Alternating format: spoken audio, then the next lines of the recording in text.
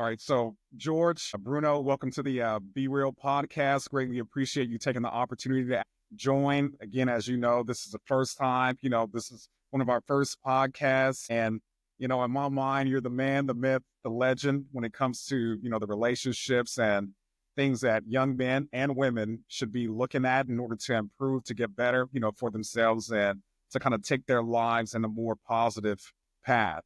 And so, before we get started, if you could go through the process of telling the world, those who don't know about George Bruno, as far as what your focus is and what you're trying to communicate and preach to the world. Yeah. I am in retirement age, so to speak, right now, but I don't believe in retirement. I don't believe in slowing down. I want to stay busy and keep going until I breathe my last breath. That's because I'm a man on a mission. And your mission does not change just because you turn 60, 65, 70, whatever. The mission stays. Now, you can't be as vigorous in the mission as you are when you're 20, when you're 25. And you go from being a warrior to being Master Poe, so to speak. So you end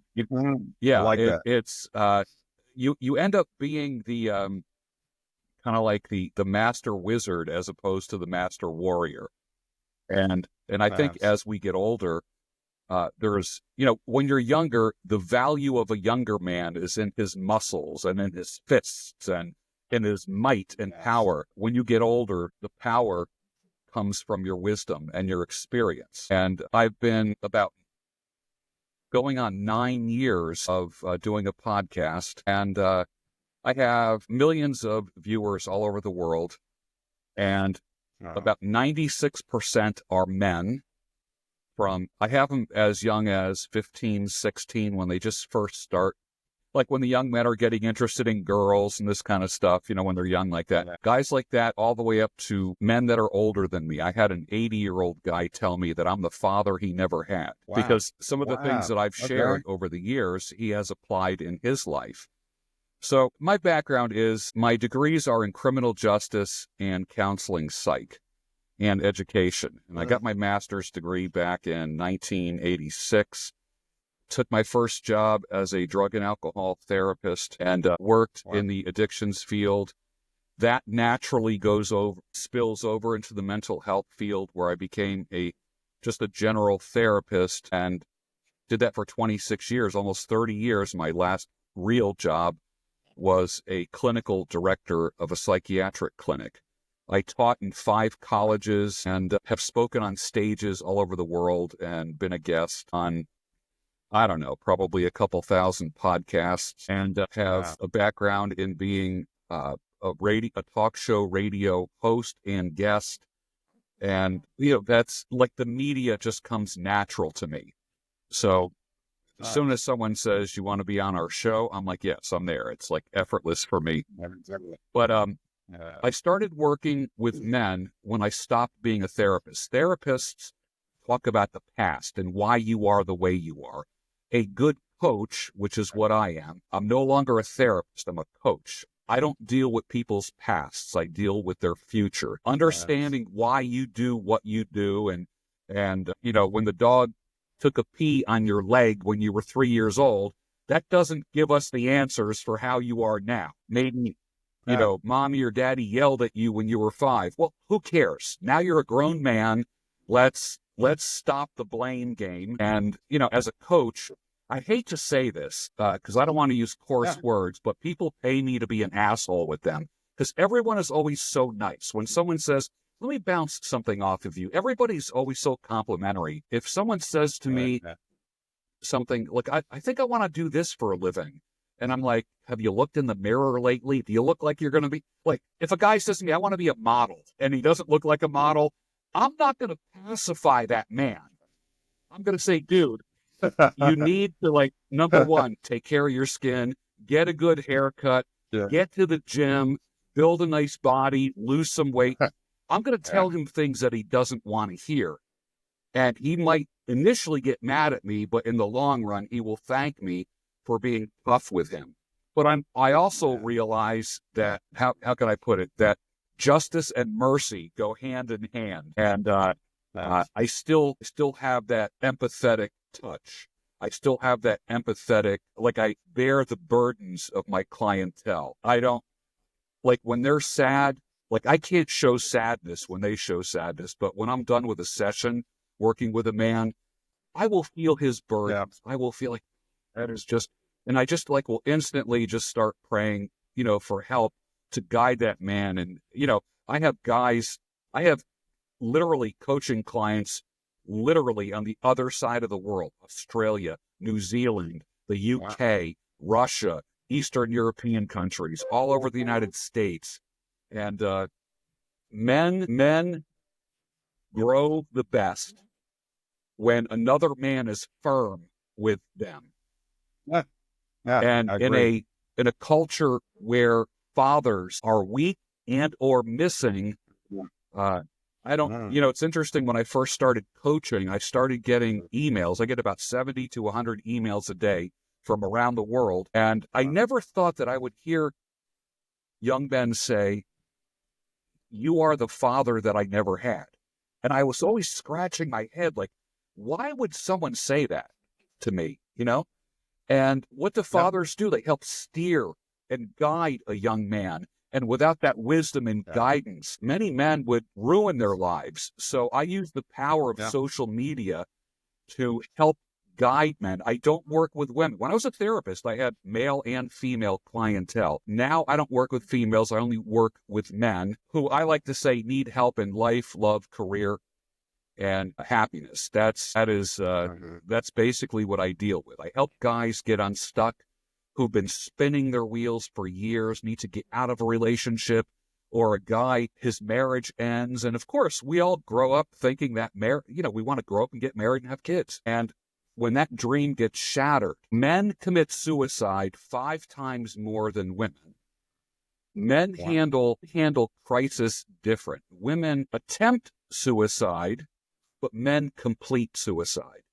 So if I get an email from a young man or an older man saying, "Bro, you have no idea how that last podcast helped me. I literally had the gun loaded. I was ready to take myself out. And just all of a sudden you appeared on YouTube magically. I listened to your podcast and I lost track." It's been hundreds of men over the years that have said that. And that just reinforces my mission. And I like to say, be a man on a mission, because your mission never expires. Never expires. Your career might end and you could retire, but your mission doesn't end and your mission doesn't retire.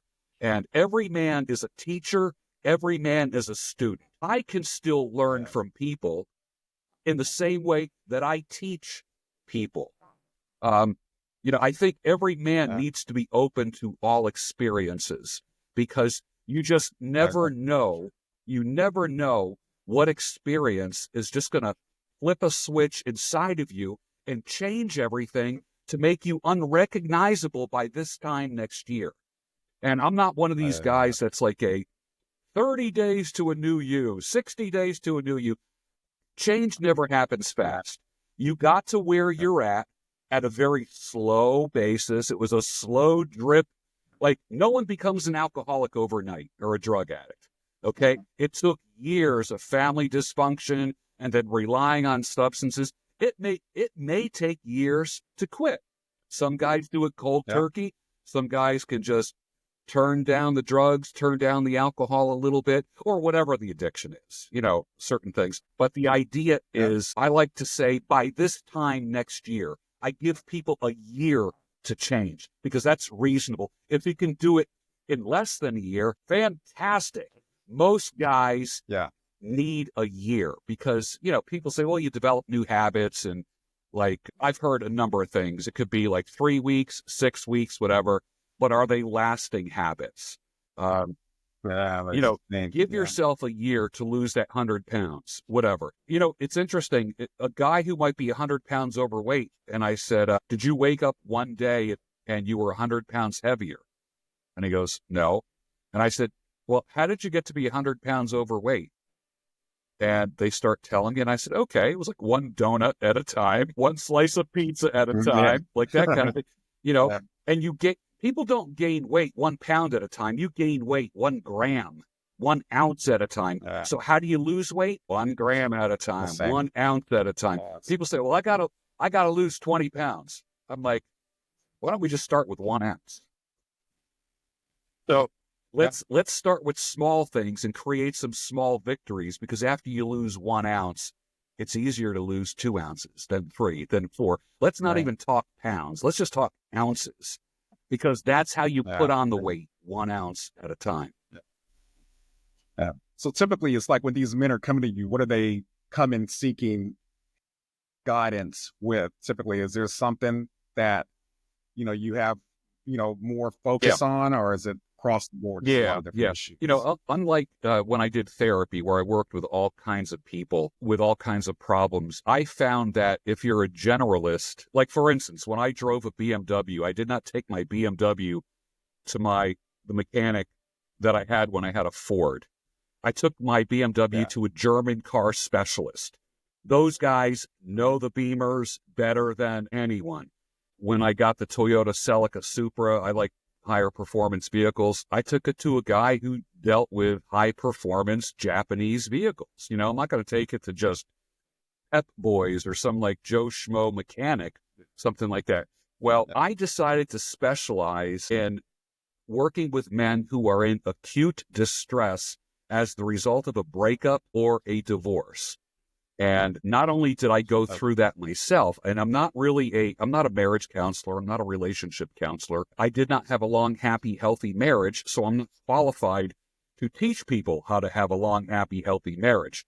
But I'll tell you what, there were times, this is several decades ago, when I almost had the gun to my head, that I finally pulled it down, and there's certain reasons why I did it, and as a result of that, I'm like, I lived, I survived. I made it through something that a lot of guys don't make it through. When guys are going through hard times, there's 2 lies that men believe. Number 1 is that they're the only one going through it. And number 2, that it will never end. And both of those are lies from the pit of hell. I can tell you right now that your problems are temporary, number 1, and you're not the only one going through it. That's why men need to work with other men. Iron sharpens iron. Yes. I agree 100%. And to your point, it's like a lot of men don't have that father-like figure that they could actually reach out to get that guidance and support that they actually need during a period, like that, in my mind. So that kind of makes your role, what you're doing, critical, to young men, older men, to make, everything better as far as relationships and situations and what they need to do to get through certain struggles in their lives. And, Brian, the guy who picks up your trash, when he goes through a divorce, he doesn't hurt any less or any more than the CEO hurts when he goes through a divorce.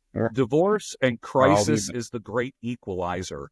It doesn't matter. It spans all socioeconomic lines. Pain is something that all men deal with, but not all men have the resources to deal with it. Many men will listen from afar. They will listen to a podcast, and then when they need that one-to-one, kind of like what we're doing right now, this is exactly how I work with men. The way that I'm talking with you right now, this is the format that I use when I work with men through Zoom calls. I find that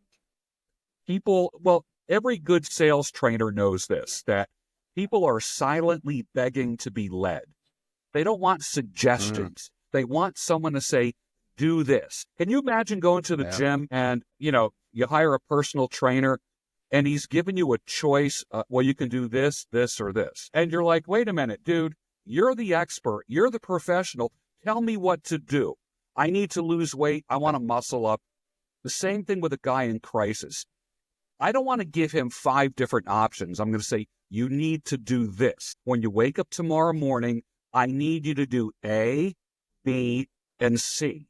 And then I will talk to you tomorrow afternoon or tomorrow evening or at the end of your day. You are to text me and let me know if you accomplished A, B, and C. And if you didn't, what hindered you from doing it? Because the things that help men change, there's two things that will help a man change everything. That's hard deadlines and accountability. Someone to report back to. And I'm not a shamer. I'm not going to go, well, shame on you because you didn't achieve that goal or you didn't do this or that. I'll say, okay, well, maybe the time frame was too short. I'll give you 2 days now to get it done instead of 1 day, and you start working with people. You personalize kind of like a recovery or a treatment program for them, because one size fits all. Some guys could be going through a hard divorce, and all they need to do is just like bed down another woman. They pick up some chick and they spend a night with a girl, and they feel better, for some reason. Other guys will do it and say, man, I feel emptier. It didn't help. You know what I mean? So every guy is different. Every guy is different. But I will tell you this, that sex, just like drugs and alcohol, can be a drug. Literally, when you wake up in the morning from the intoxicating event, whether it be sex, drugs, or alcohol, the problem is still there. And you did nothing to alleviate that problem or solve that problem. You just shoved it aside for a few hours, but you still have to wake up to it. And there's still a stranger in your bed. And I know when I got tired of that nonsense, I got tired of washing my sheets and pillowcases, because, you invite a girl over, man. You want that fresh bed going on. And I was tired. I was tired of stripping that bed down 3 times a week. I was tired of it. And then, of course, you got clean coming in, going out. And then women use your bathroom, okay? And first of all, they search your medicine cabinet. Let's get real, okay? They use your they use your toothpaste. They use your stuff, whatever. They use your brush and your comb. So I will never forget in a million years, the blonde hair girl saying to me, I noticed long blonde hair in the brush. Okay. Well, it's a good thing my daughter has long blonde hair, So I'm like, or the car, right? Exactly. So the thing is, like women will leave a pair of panties on the back of a doorknob. They'll leave leave a piece of makeup, lip. Oh, I just want to. I think I left my lip gloss on your nightstand. Oh, I'm like, oh crap, because the new girl is going to see that now. You know what I mean? And like, here's another thing. when you invite a woman over and I'm keeping it real. That's one thing, I'm keeping it real here. Okay? Yeah, that's a girl. Women come over, they sit on the side of your bed. They always take off their earrings. They put their earrings on your nightstand. Okay? For one reason, to kind of claim the territory. All right? So I'll never forget when I was moving from from the previous residence to where I'm at now.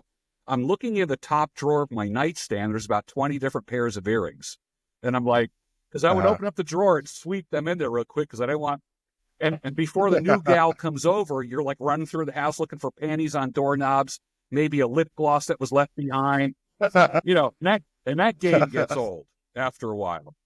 Yeah, it gets old, yeah. So, but that is one dysfunctional way of dealing with pain. But when you wake up, like I said, when that chick does the walk of shame out to her car in the morning and you're left there with 2 empty coffee cups at the kitchen table, and you're looking at pictures of your wife that you hid in the drawer or your kids, this random stranger that you found did not make things feel better. That empty bottle did not make things feel better. That vaping pen did not make things feel better. Those gummies that you took, that thing that you snorted, that whatever it was, did not alleviate the issue. So I teach men, number one, hard deadlines and accountability. And, a lot of guys are not used to reporting their behavior to another man. They're not used to it. But once they do that, holy cow, it's liberating for that man because we harbor so many secrets in us. You know what I mean? Like, the thing is this, people talk under 2 circumstances, either with a coach that they pay a lot of money to talk to, or when they're drunk or high or under the influence. You know what I mean? Alcohol and drugs is a truth serum. Think about it. That's why we invite women out for cocktails.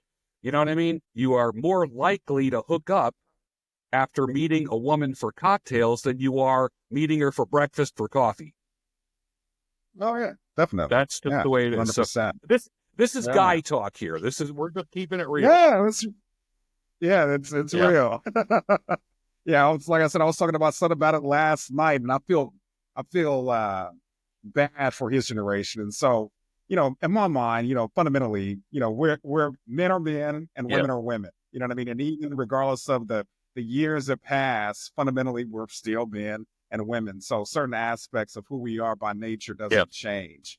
But today, in today's society, it's like with the oncoming of social media and different things that are actually out there and what people have access to, I just think that it's completely kind of demoralized our society, right? Where nothing's really taboo anymore. And it's like, and then you have everybody just doing everything in regards of what people perceive as happiness, which is often fleeting. The minute that they start feeling those moments of unhappiness, they're quick to leave. You know what I mean? If you're in a relationship, be it married or not, and then especially in my mind, women, I think nowadays it's like men are the more likely to stay. I was looking at some statistic the other day, and it says 70% of divorces here in the U.S. are initiated by women.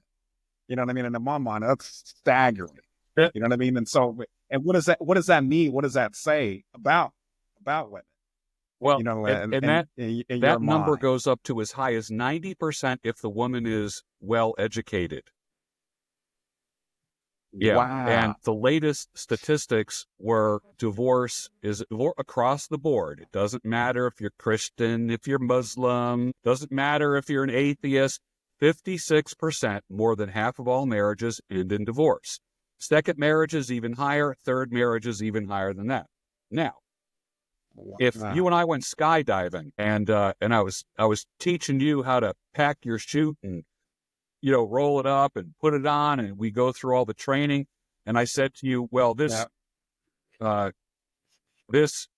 parachute only opens 44% of the time. You'd be like, what? No. Like, would you go up in the plane and jump out? Of course not. Now, no. Tell a man who's getting married, you have a 44% chance of succeeding and a 56% chance of failing in this marriage. He'll call you negative. Oh, you're being negative. You're one of those haters. Really?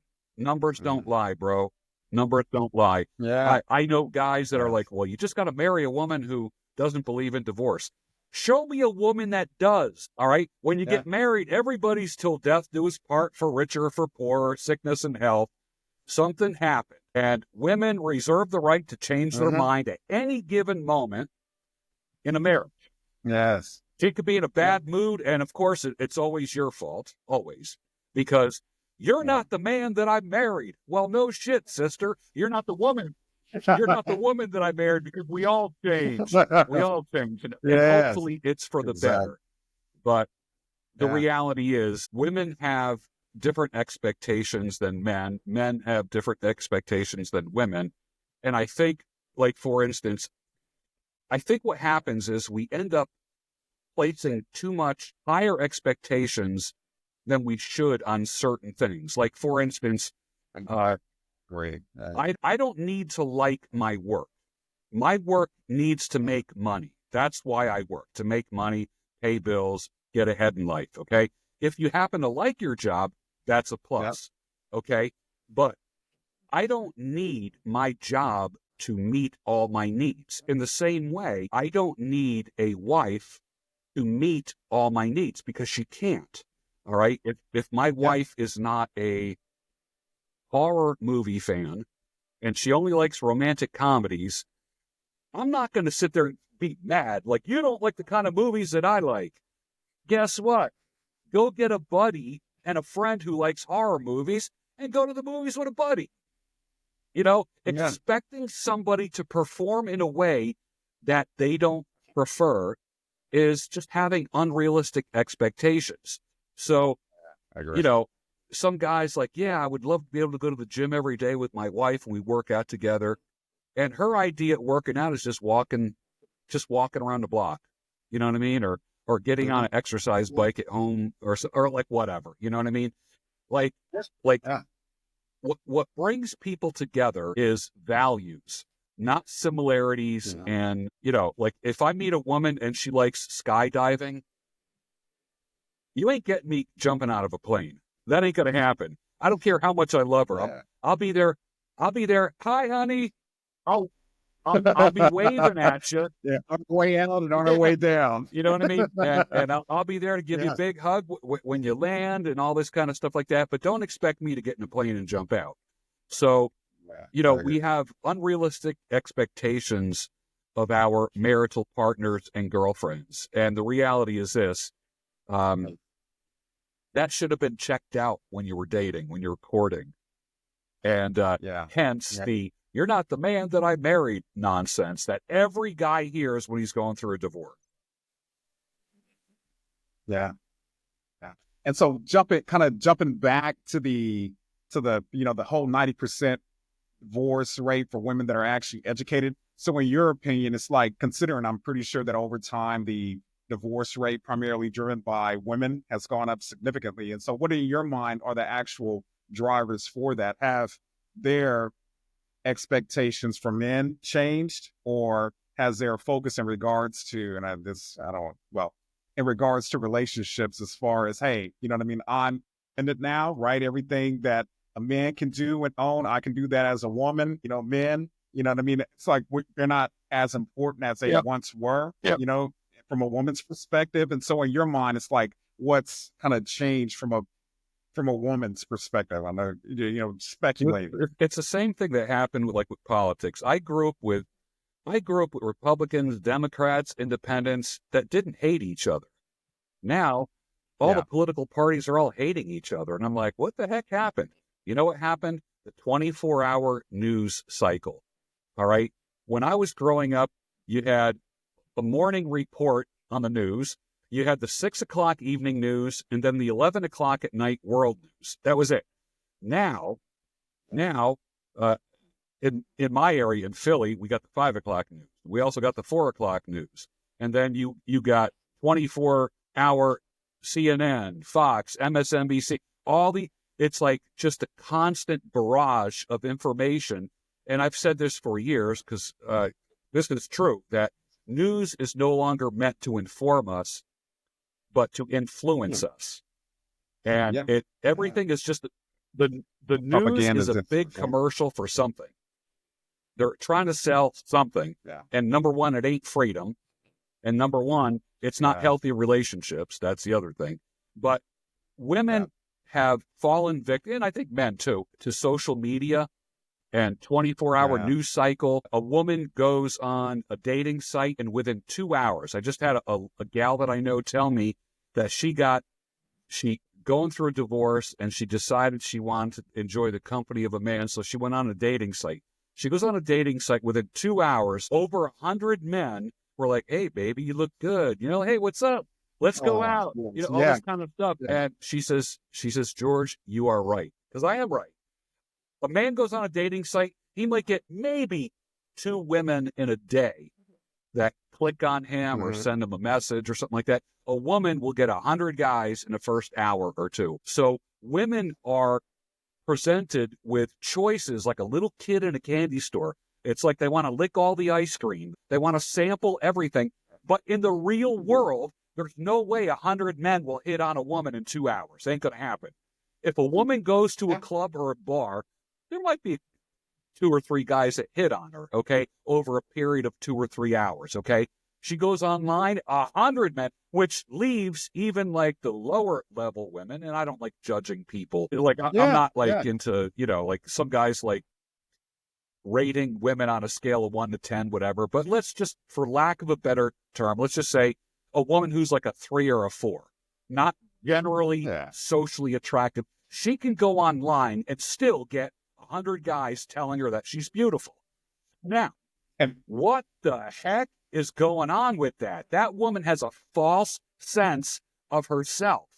So all of a sudden now, and think about this, I've said this for years, men are known for what they create, what they produce. Women are known for what they are. My agency, my power is in how much I earn and how much wisdom I have and how many, if I'm jacked and big and strong, whatever, and I'm in the ring or whatever, my power comes from this, like that, and this. Okay, a woman just has to look at a camera, hold the camera out, do a selfie, smile, put it through a filter, look like Miss America, and 100 guys come crawling for her, and we'll take her out to Fleming's Steakhouse on a first date, thinking they're gonna get lucky that night, when actually they should be taking her to the Waffle House. True. I teach men, do not take women out for expensive dinners. Steaks, the steakhouse is for a beloved wife on her birthday, anniversary, that kind of thing. But you young guys that are dating, she goes to Waffle House. That's it. Simple as that. Stop spending money, because what happens is, first of all, number one, you're the third steakhouse that she went to this week. You know what I mean? Like, there's like, believe me, like I know a guy, you know, Alpha Male Strategies, you know him on YouTube? No, he's funny. He says he never goes out with a woman in the afternoon or evening. And I said to him, I go, why not? And he goes, because he goes, with the way men are these days and dating sites, he goes, you never know where those lips were before she was with you. And I'm like, man, I think you'd really, he's a good guy. You want to talk about truth bombs and uncomfortable truth. I mean, he is just, I squirm when I listen to him. He's kind of a funny, I got to know him about maybe 6-7 years ago. He's a personal friend, but he has a very specific audience, and he can get away with saying things that I could never say. So, but the reality is, it's the unrealistic expectations. What's happening, like every man thinks he can get a model, whether he looks like he can or not. Most men are delusional. Most men think that sex is going to be like porn sex. You know, most women think they're going to get a millionaire, multimillionaire that drives a Lamborghini. Ain't going to happen. He's going to drive. He's going to drive a rusty F-150. That's what. And he's not going to spend his hard-earned money on you, but he might love you more than that playboy would, who will jet set you all around the world. That simple guy that works for the state on the road crew, or as a plumber or a carpenter. That guy, when he hands you a bunch of flowers that he picked from a field on the way to your house, that's done with love, as opposed to the executive that tells the secretary, quick, get me some flowers from the florist. I got a date tonight. You know what I'm saying?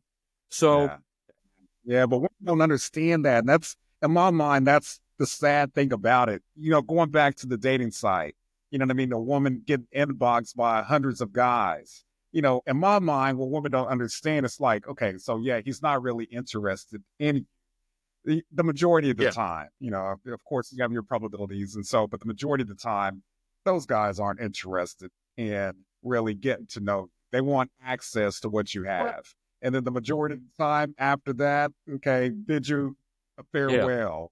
And then, and same thing, you know, to your point about, you know, the executive first versus the guy in the rusty F-150, you know what I mean? That probably really loves her. But at the end of the day, you know, jumping, hypergamy, different things like that, you know, it makes her happy in the moment until she sees something else that she's more attracted to than the guy that she once loved.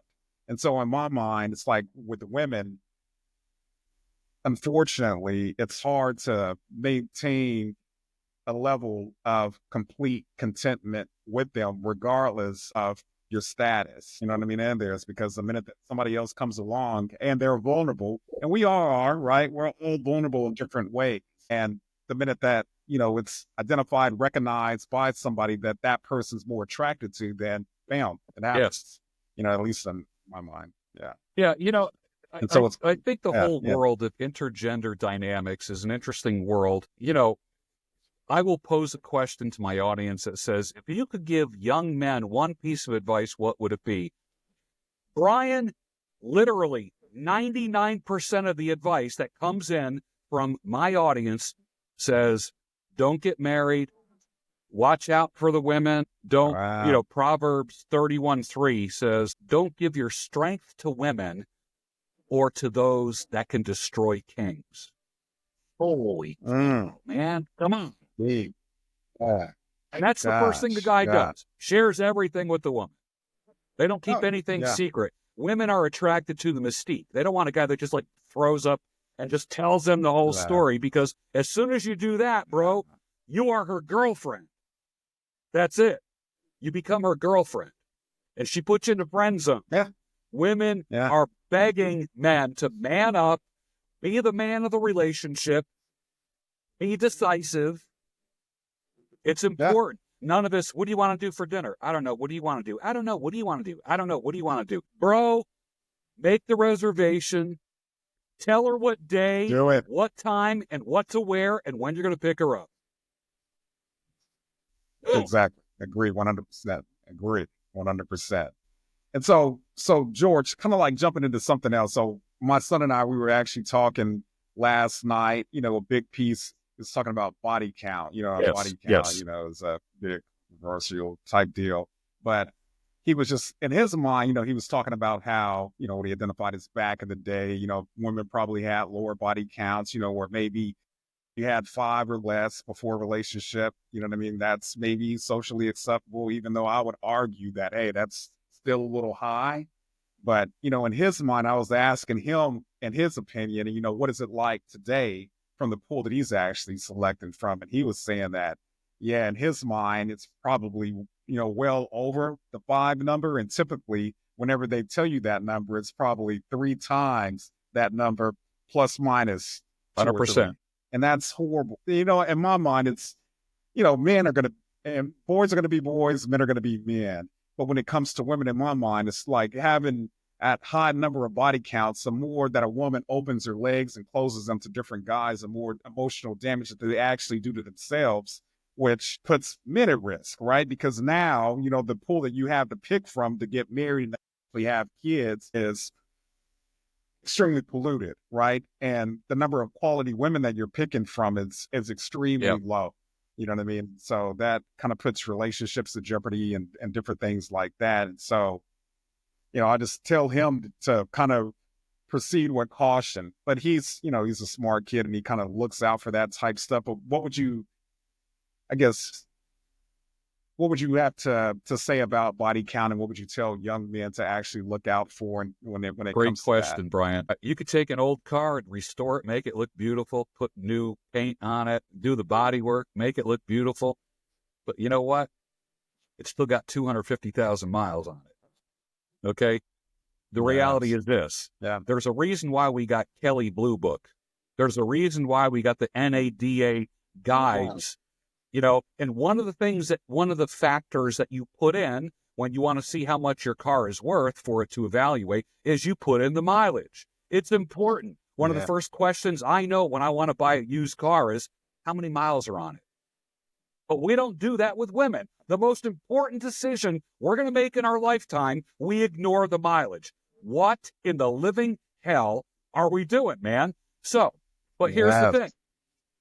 It would be stupid for me to try to charge full MSRP. If I'm trying to sell my old truck, I'm not going to try to sell it for full price.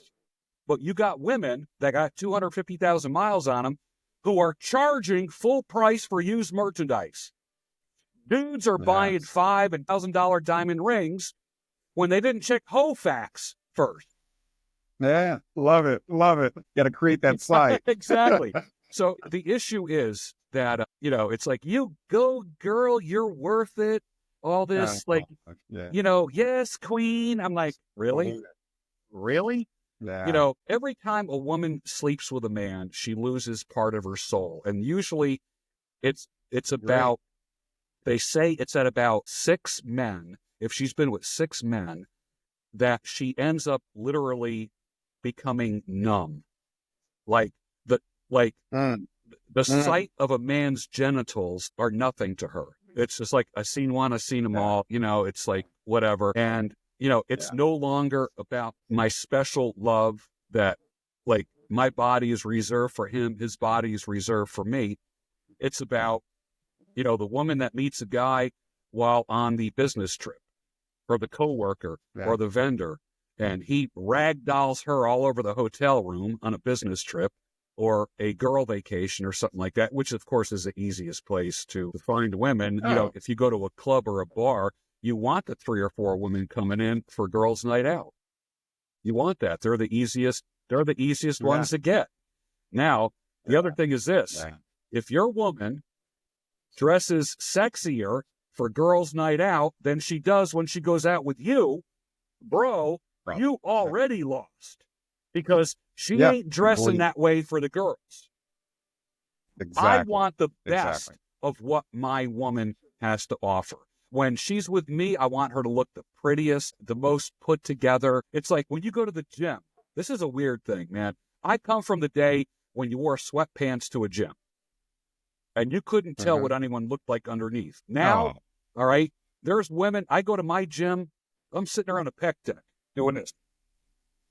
And in front of me is a squat machine, like a Smith machine.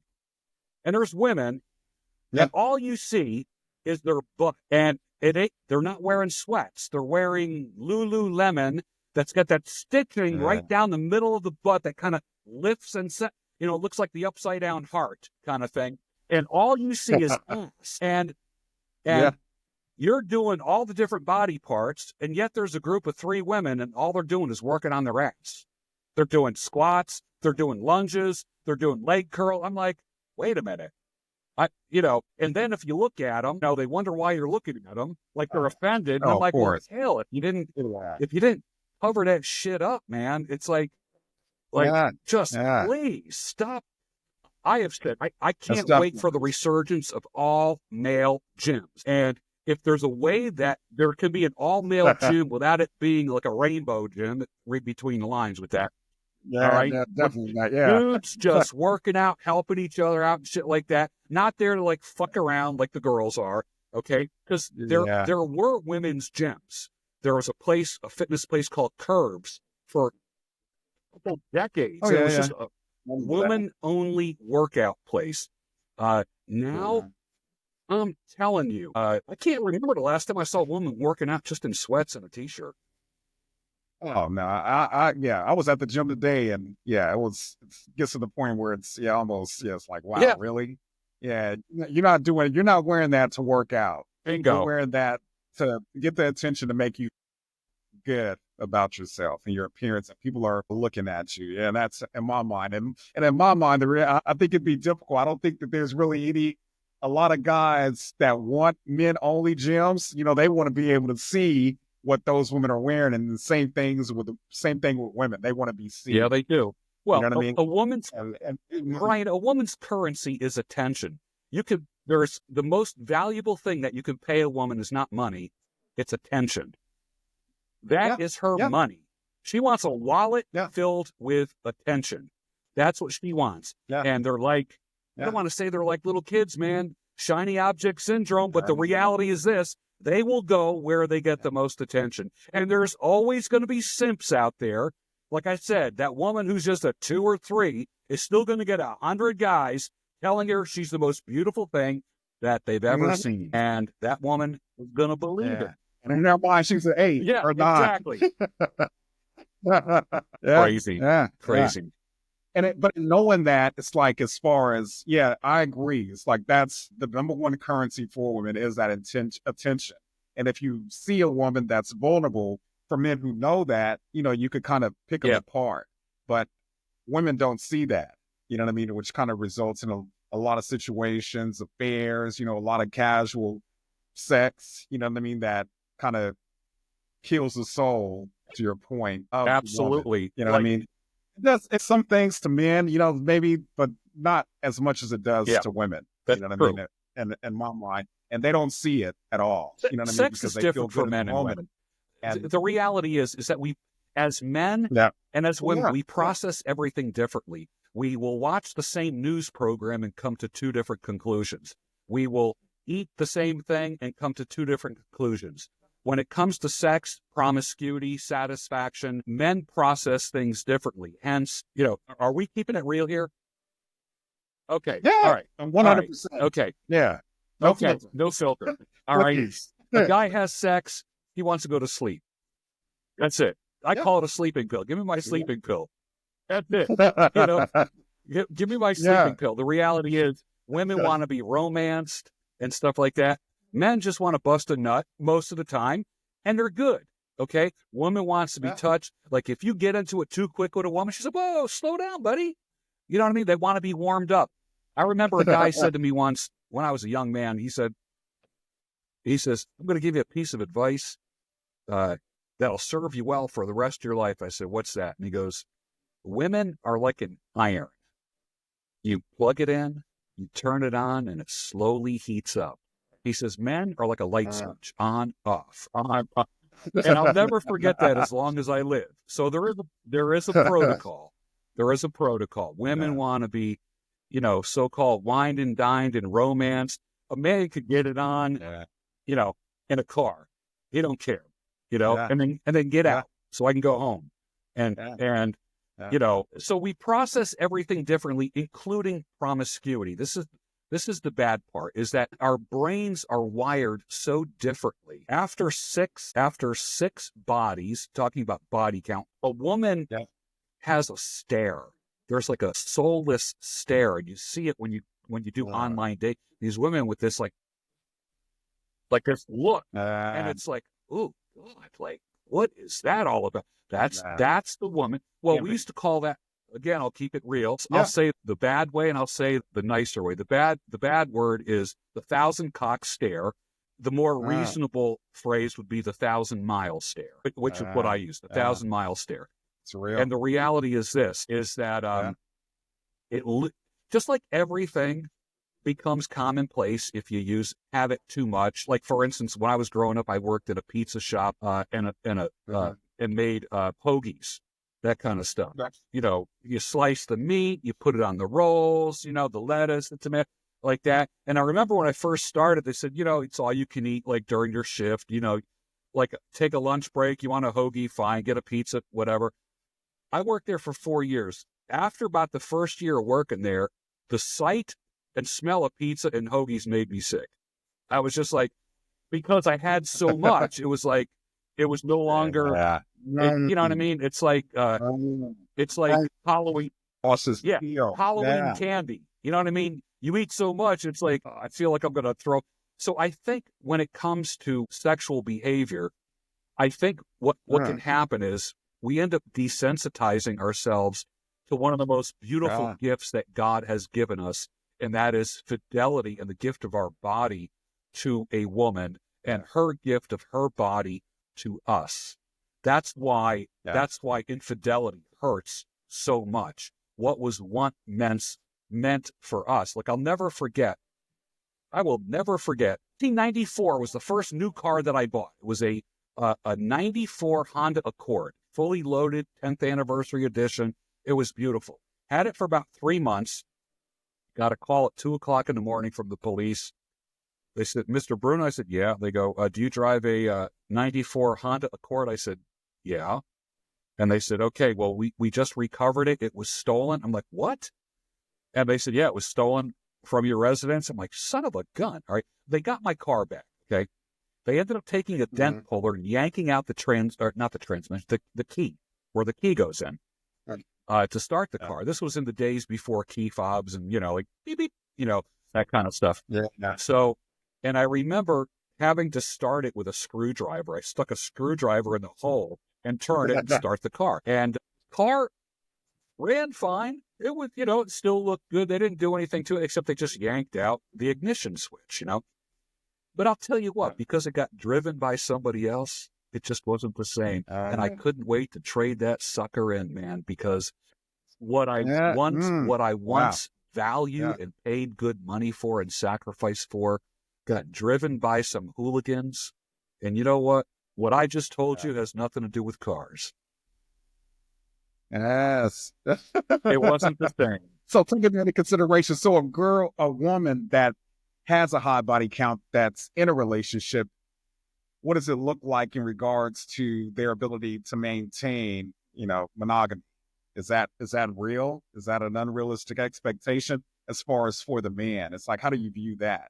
Yeah. And is it, well, or is it until she just like, hey, I'm not feeling loved anymore. Whenever It's gonna sound negative, but it's not. Okay. When a woman says I love you, when a woman says anything to you, just add the words "for now" at the end of it. I love you for now. Man, you are the love of my life for now. You're so handsome for now. I love how you do that. I love how you protect me for now. And I don't want to say you view everything as temporary, but the reality is this: nobody ever gets married with the contingency plan. Like you never hear in the wedding vows, till death do us part, for richer or for poor, sickness and health, unless something goes wrong, and I no longer want to be married, do we part?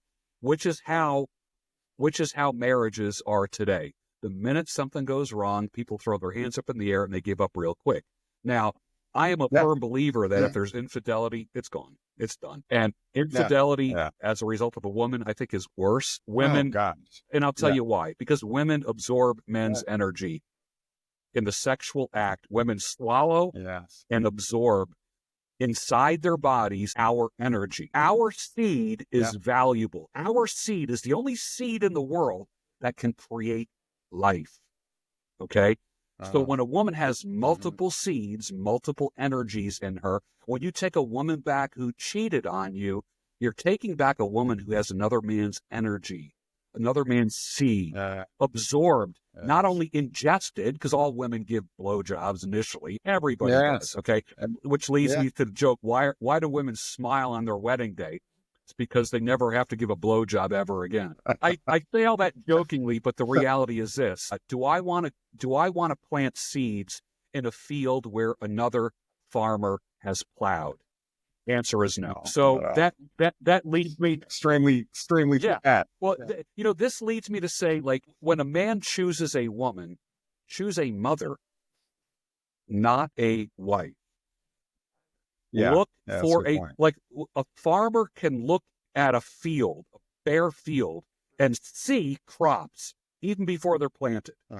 He'll say, I'm going to plant corn in that field, or soybeans, or peppers, or tomatoes. And he knows what he has to do. He envisions a full crop in that empty field. If men viewed women and said, she will make a great mother, as opposed to be a good lay, our decision-making will be so different than if we just chose a woman to bed down for the night, or just have a girlfriend to screw a few times a week.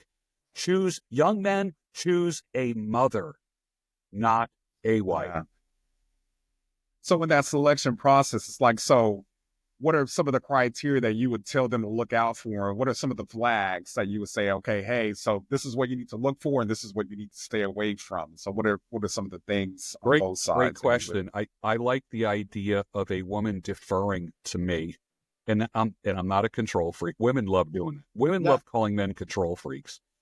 They love calling the wrong men control freaks, because if you got it going on and you are like her dream man, you can do whatever you want. You can position her like an action figure, like a G.I. Joe. Do whatever you want. You can ragdoll her all over the place, and it's going to be okay because she loves you and is attracted to you. And that door swings in both directions. That's the reality. That's why scriptures say that the marriage bed is undefiled. What goes on in the marriage bedroom is so private and so beautiful and shouldn't even be mentioned outside. It's like it shouldn't even be mentioned because it's beautiful and that's between you two. That is why men take infidelity so damn hard. By the time a woman leaves a man, she's thought about it for 3, 6, 9, 12 months. She's thought about it, and you know what? Women already know who they're going to go to. When you ask women privately, and it's already they already know who they're going to appeal to. If you ask the average married woman, like if your husband ever died, what guy would you be interested in? Oh man, she's got a list right there. She's got a list. 9 times out of 10, it'll be your best friend. Yeah, you're right. Yeah. That's what I tell my son. It's like, hey, if you ever get a girlfriend and she's new, that's like one of the things that I would do. Take her around your friends and see how she acts around your friends. That'll tell you the entire story. If she's If you've had a couple and she's flirting with your friends, that's a big flag, right? Because she's doing that while you're there. Just imagine what she's doing when she's at the club with her friends. Correct.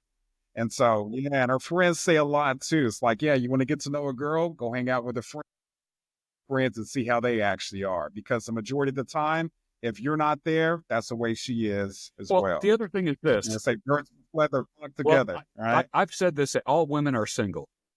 All women are single. Man, a married woman on a business trip, she'll take that damn wedding band off. She's sitting at the hotel bar at night after being in seminars and workshops all day. And you know what? What happens on the business trip stays on the business trip. If no one ever knows, then, hey, you know what? I come to this conference every year at the same time. I'll see you next year. So what happens is, that's why I tell young guys say, where can I go to meet women? I always say, go to a hotel bar, man. You go to like near me, there's a DoubleTree hotel with a great restaurant and bar in it. Bro. Just a hot spot. Yeah. Every man is George Clooney in that bar. Yeah. I was talking to my son yesterday as well, and he was talking about, I guess he was listening to some feed or something, but it had Chad Ochocinco. Well, I guess he came out with the statement. He said his grandmother told him that every woman has a guy that always has access to her. You know what I mean? And I was telling my son, it's like, I agree with that 100%. The more men that she's been with, the lower the probability that it's you. You know what I mean? If she's been with a lot of guys, the lower the probability that guy is you. But that's 100% true. And Mama, what are your thoughts on that? I've said for years, the reason why your wife's mad at you is because you're her second choice. Wow. That's it. She didn't get the man that she really wanted. Most women settle for a man. Most women do. That's the reality. But when it comes to backgrounds and such, I've always said this too, that a woman's cell phone is a box of dicks. That's it. It's just a box of hot dogs. That's what it is. I'll tell you what. I was Lisa. I was Lisa in a chick's phone for 5 years. She'd get a text from Lisa. Her husband would say, "Who's that?" It's just Lisa. So every woman's phone is a box of dicks. So with that, is there hope? Is there hope in your mind? Yeah, what do you? Is there? I think. Young man, it's like, is there hope? Well, listen. Or you manage the expectation. Go in knowing it. It's easy to be black-pilled and to be hopeless. It's very easy to do that because you look at the state of the world and you have to say, okay, if I continue to be a player, then I'm going to be contributing to the degeneracy of today's society. Now, no one's forcing a young woman to bed down with a man or go back to his apartment or go into his car or whatever. No one's forcing her. Women have to be responsible for their own behavior. But what I don't want to do is I don't want to be the reason why somebody falls. I don't want to be the reason why somebody is degenerate. I don't want to be the reason why, I don't want to be the reason why a woman says, that's it, I'm done with men. I'm fucking done with men and getting lied to and bullshit. I don't want to be the guy that caused that in her life. I want to be the guy where a woman says, you know what? There are some good guys out there. There are some decent guys out there, and you kind of rebuilt my faith that there are good people out there. And, I've got millions and millions of followers, all across the world. I probably have about 25,000 very, very tight female followers. And I would say, why in the world would you follow me?